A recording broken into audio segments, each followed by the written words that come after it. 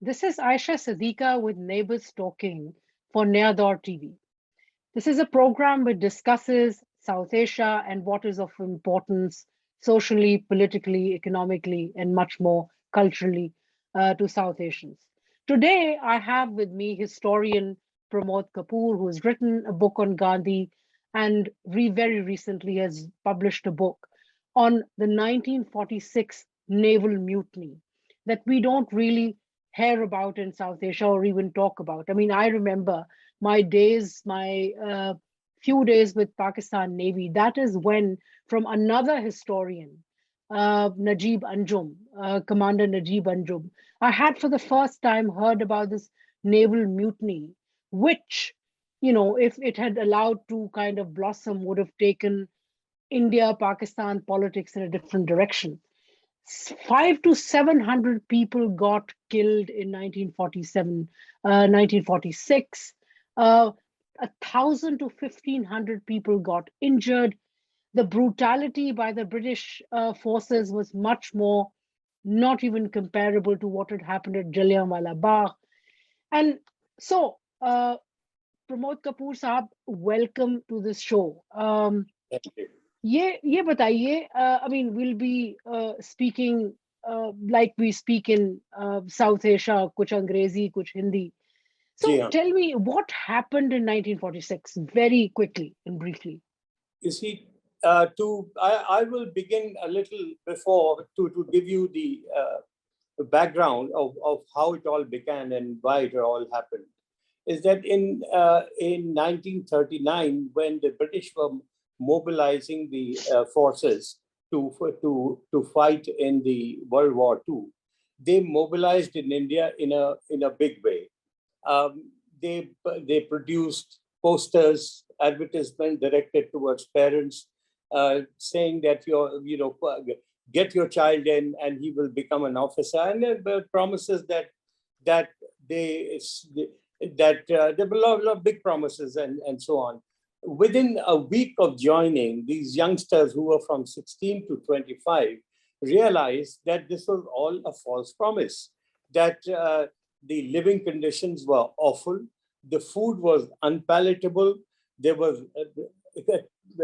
huge racial discrimination where the Indian soldiers were put into in one barrack. There were 25 of them as compared to British, who had probably had just about 10 beds, and they soon realized that they were just treated very badly.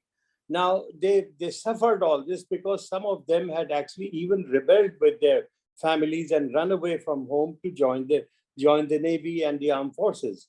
Now in 1942 there was a call for Quit India movement, which was supposed to be where Gandhi ji said that he would if there is a little bit of violence, he will compromise with non-violence and so on. Anyway, all that was happening.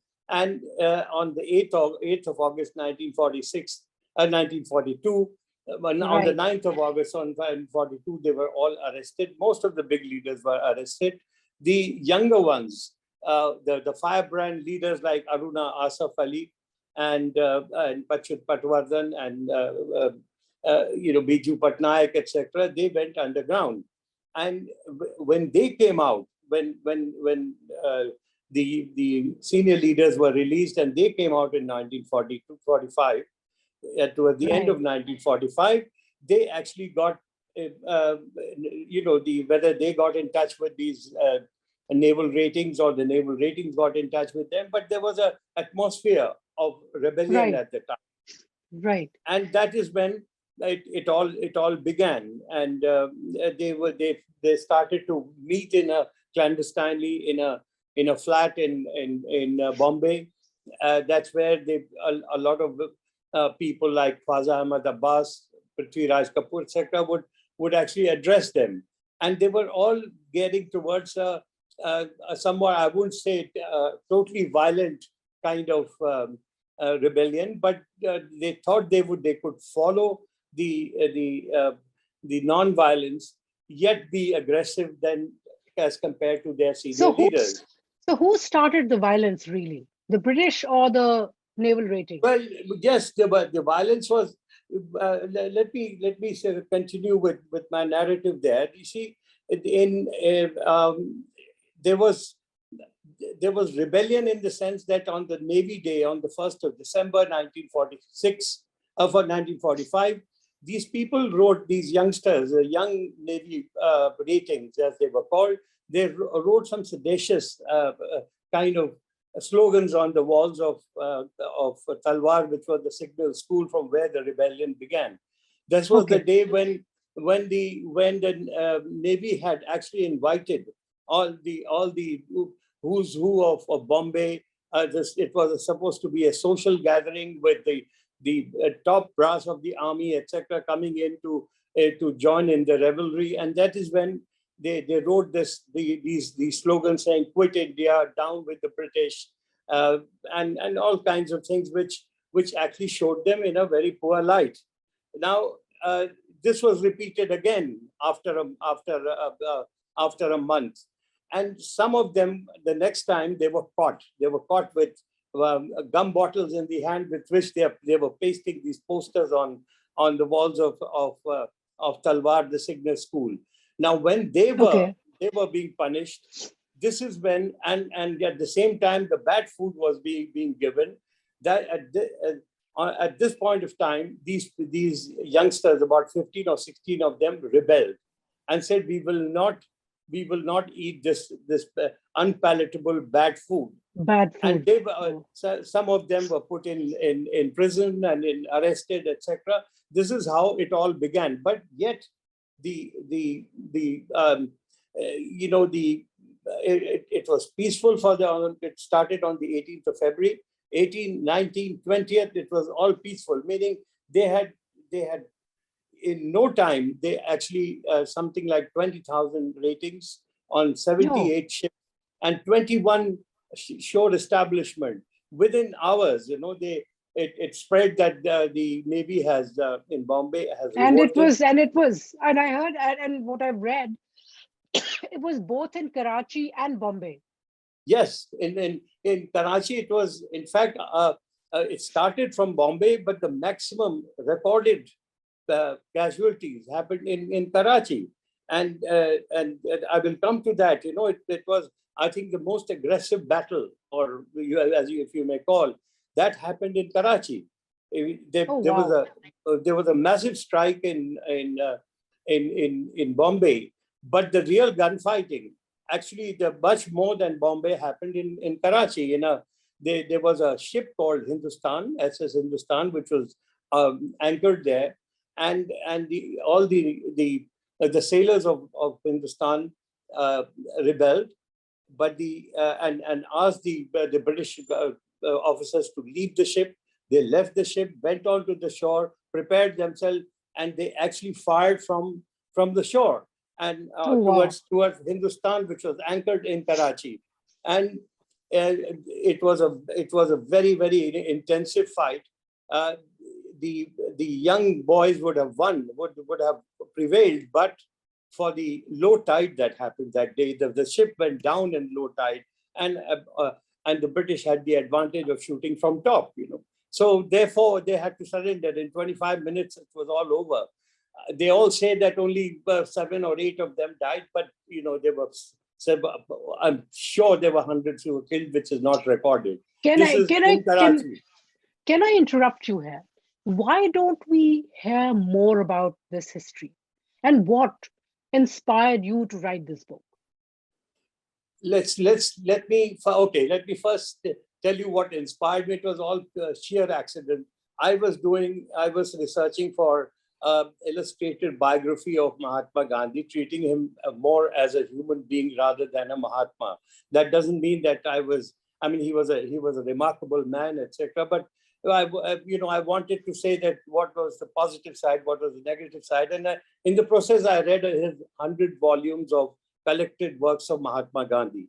Now, in volume 1889 and 90, I came across some letters exchanged between Sardar Patel and Mahatma Gandhi, where Sardar Patel writes that I have asked Jawahar meaning Jawaharlal Nehru, not to come to Bombay to talk to these young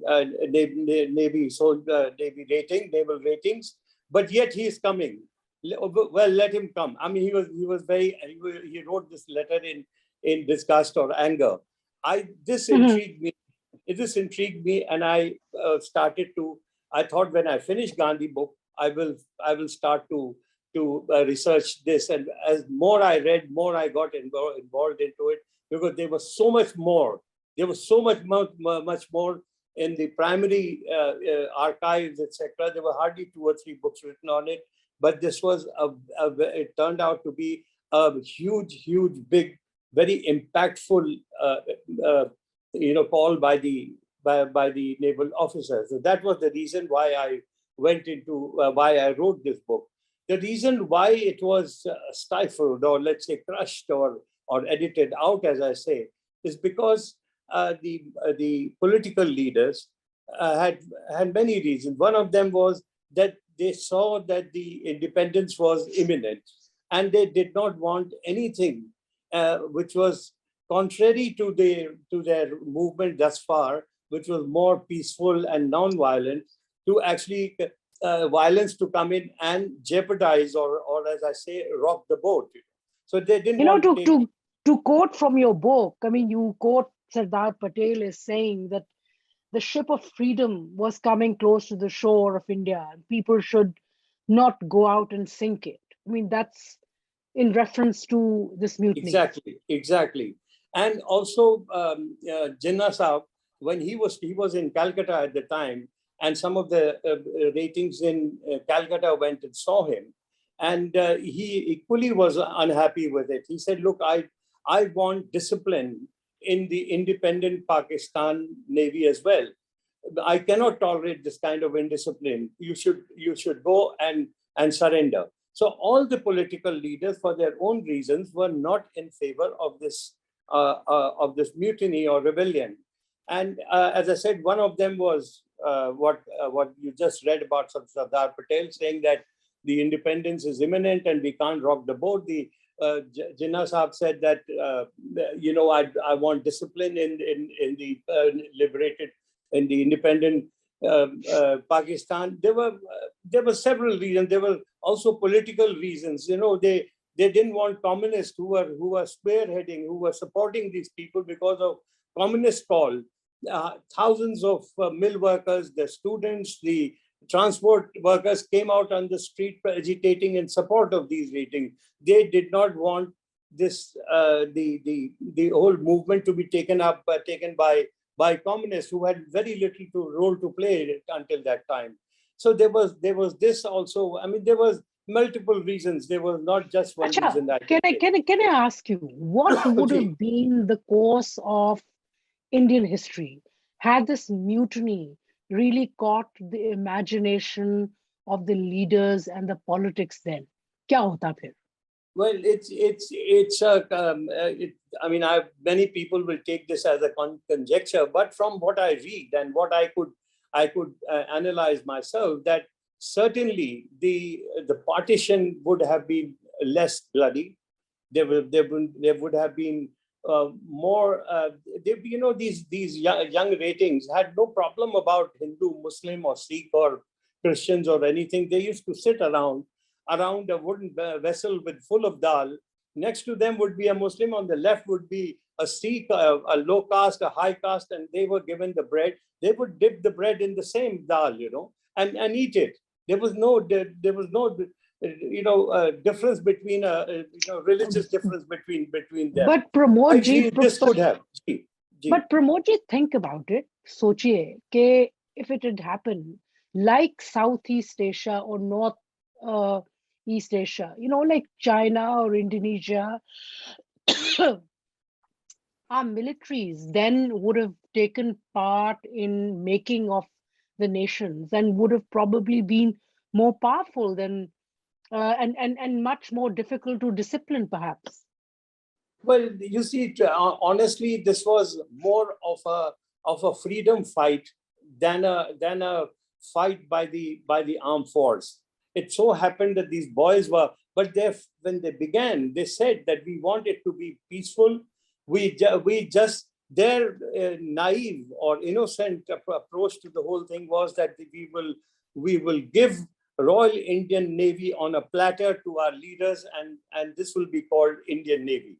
This is what their aim was. Their aim was not, they were not ambitious enough to rule or to look at the chair. It was the politicians who were looking at the chair and Oh, distributing cabinet posts among themselves. It was not them. another question. In writing this book, how much cooperation did you get from Pakistan? Could you access the archives? What was, you know, how did it go? Unfortunately, because of the conditions prevailing at the time, I wish I could cross the border, which I have done many times in the past, and I have hundreds of friends and who be even for this they supported as much as they could, but I could not access to any archival material in Pakistan. I'm not sure if there is, because most of that archival material is probably in Indian archive. But yes, I was looking for the president of the strike committee, who was a Muslim called Muhammad Shoaib Khan. I know that he came from Daska, and that he came from a family of lawyers. I put many people on the trail, but just couldn't get him. I could get everybody. But in India, I could get to their descendants, their grandchildren, children, to one of them whose wife is still alive. I could do all that, but yes, I couldn't get enough from Pakistan because of the situation at the moment. I hope things improve, and one day I'm able to go across and meet the descendants of MS Khan. Well, certainly, most certainly, and best of luck with that. But one of the things which I picked up reading your book was kind of comparative consciousness, Muslim League versus Congress about defense matters. I mean, for example, there was this defense consultative committee which was made by the British. And while the Congress looked at it, according to what you've written in the book, Muslim League was less interested and they just had two members. So, how was it? I mean, how do you compare Muslim League versus Congress? Well, strangely, in this particular, talking in the context of this naval mutiny, Hmm. ironically, the British, the Muslim League, and Congress were on the same, on the same side. They were, all of them wanted this rebellion to finish, or to go to not get any more momentum. So I would not go into that. I would confine myself to this mutiny and say that there was, even though they never met and talked about this at the time, but their thinking was on the same line. They wanted to make sure that this rebellion does not go forward. So, all leaders, you mean Jinnah, Gandhi, Nehru, Patel, they were all on the same page in the response to this mutiny. Yes, except Nehruji was on both sides, because he was one among the young Turks who was a very leftist minded person.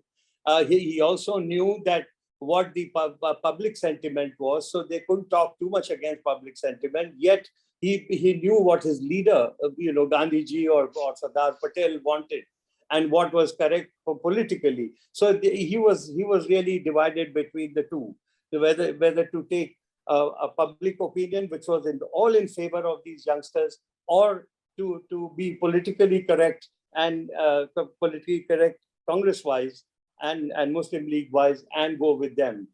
He was the only person, but otherwise, yes, it was very clear. So, in India, have these, have the, efforts and sacrifices of these naval ratings, has that eventually been recognized?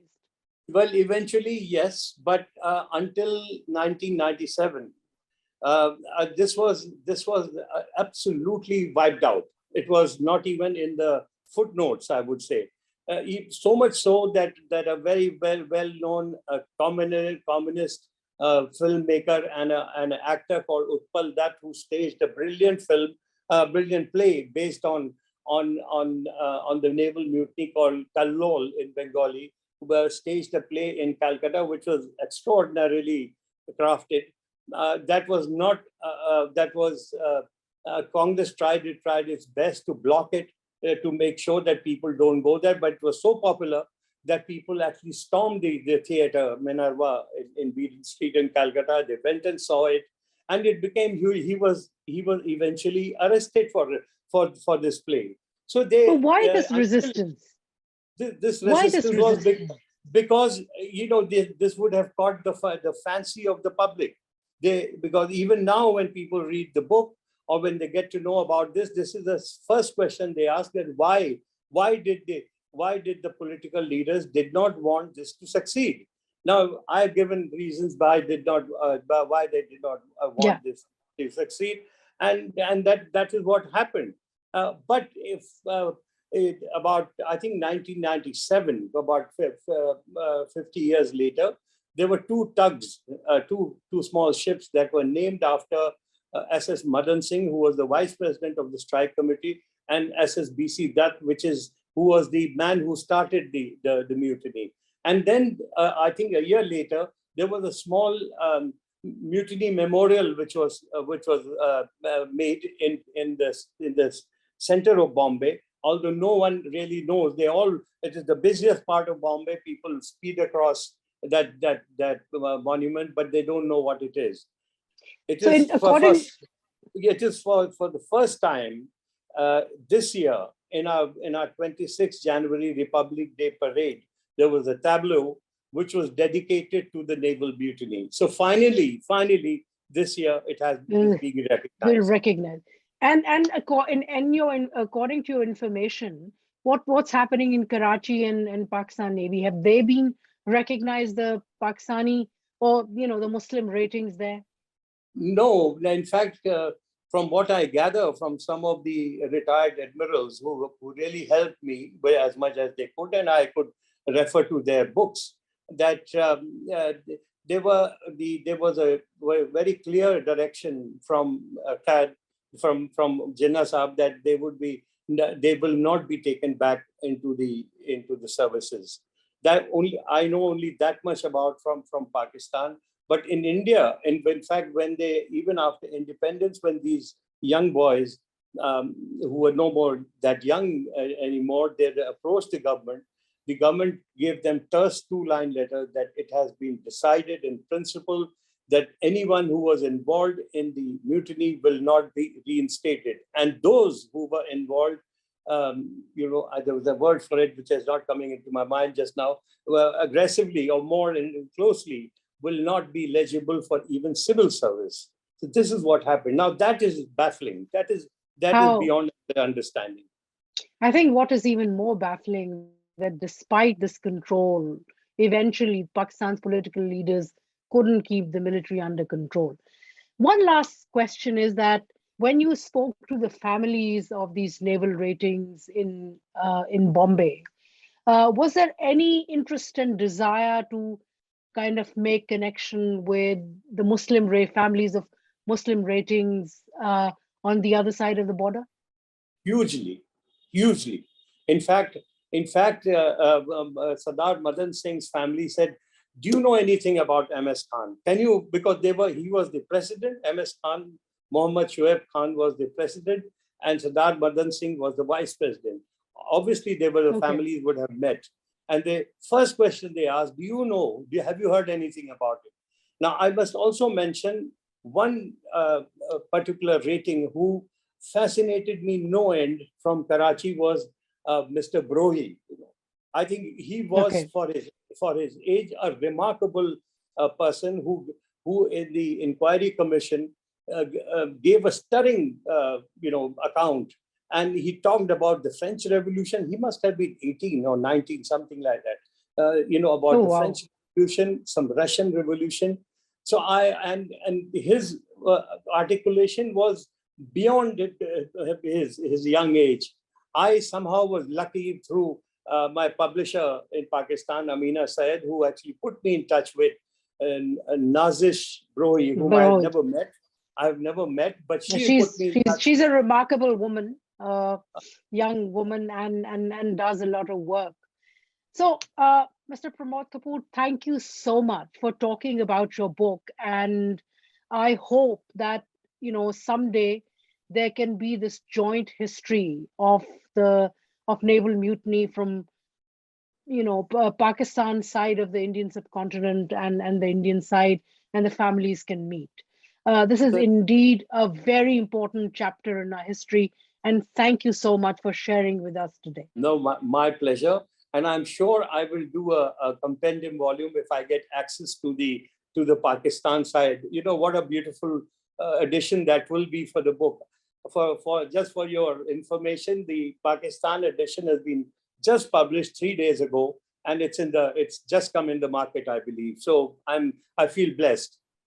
All right. Thank you so much. And viewers and listeners, please do have a look at this book, read it. It's an important part of history of the India-Pak subcontinent. Thank you so much. Thank you. Goodbye. Thank you. Bye bye.